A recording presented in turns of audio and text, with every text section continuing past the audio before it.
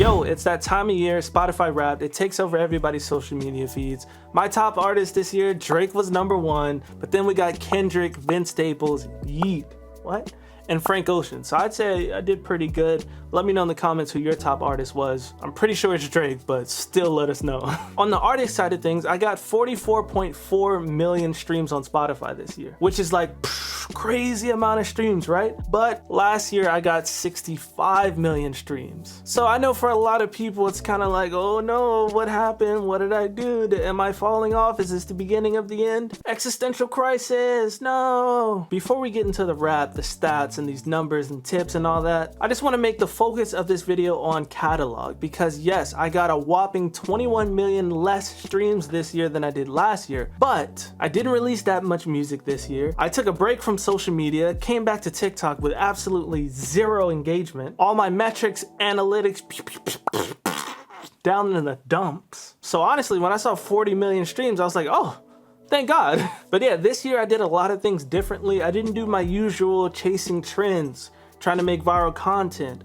I did a lot of work behind the scenes on like bigger projects. I started a whole NFT project, made a bunch of money. So I really lost sight of what I actually did to get 65 million streams in the first place. So without further ado, let's get into my rap, give you guys a little behind the scenes looks and all these numbers, and give you some tips and tricks along the way. Also, this video is sponsored by DistroKid, but more on that in a bit. Okay, here it is. Let's jump in. 6.7 million listeners streamed my music 44.5 million times. My listeners saved my songs 660,000 times. This is a huge stat. I'd highly recommend in all your marketing efforts to prioritize getting people to actually save your songs, because the more saves you get, that means they're either adding them to their playlist or just adding them to their library that they listen to frequently. Each of these 600,000 saves are multiple streams at a time. Here we go, catalog. Steven Universe was streamed 11 million times this year, and guess when I released this song? I believe it was March 2020. So pretty much 3 years ago this song was dropped, and it's still giving me 11 million streams this year. But I know what you're thinking, L.Dre, how long can you live off your hits? Well, we'll see. My music was heard in 181 countries. That's almost all the countries, bro. Shout out to you if you're from one of these countries. Drop your flag below. Definitely appreciate you guys for listening. Yeah, we're worldwide, baby. My music was shared over 36,000 times. This is similar to saves. Like, seeing this really makes me happy, because this means that not only are people finding my music, listening to it, but they're also sharing it to their friends and family. So thank you all for sharing my music. I couldn't do it without you. This is a little merch stat. My top seller was Random Loops Volume 1. Shout out to you guys. This is a free download. You can get it propbyldre.com.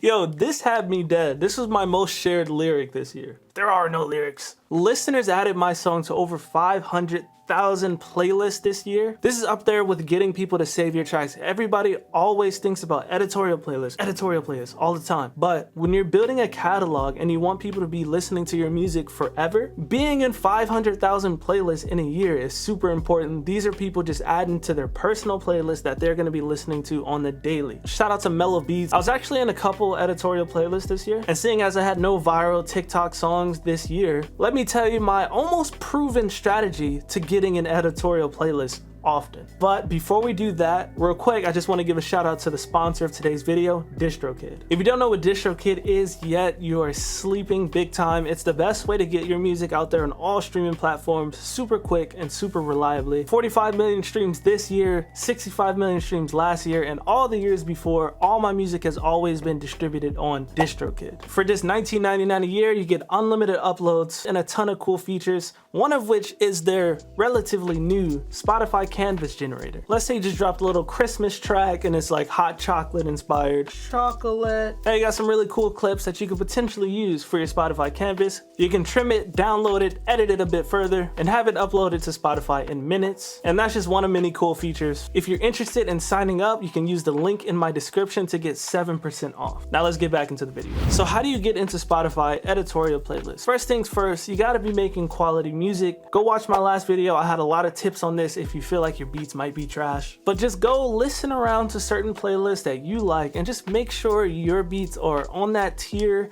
or better, whether it be your mixing, your arrangement. Just do some studying and figure out how to make your music good first and foremost, just make sure. Second, my nearly proven strategy, at least this year, since I had to lean more on playlists, since I wasn't on social media that much, was pitching my song at the very least 3 weeks in advance. I noticed like similar level of good beats, I'd release them 1 week ahead or 2 weeks ahead, and I'd pitch and nothing. And not to say, there's gotta be a little bit of luck involved, but every single song that got added to an editorial playlist this year was pitched 3 to 4 weeks in advance. Could it be a coincidence? I don't know. But if I didn't do that, I didn't get in any playlist, and I was in maybe 5 this year. What? You don't believe me? You're calling cap? Well, let's look into Spotify for artists, shall we? Just kidding. I know you're cool. So this is just the last 28 days. Let me see if I can. Yeah, I can't do a range of this year, which is annoying. But some of the bigger ones that I guess I'm still in. Lo-Fi Sleep, Totoro is in that 3 weeks in advance. Nature Boy, 3 weeks in advance. That's in Lush Lo-Fi. Viral Lo-Fi, Steven Universe, and I think Gravity Falls is in there. Fool's Gold, I released that with a label. That was pitched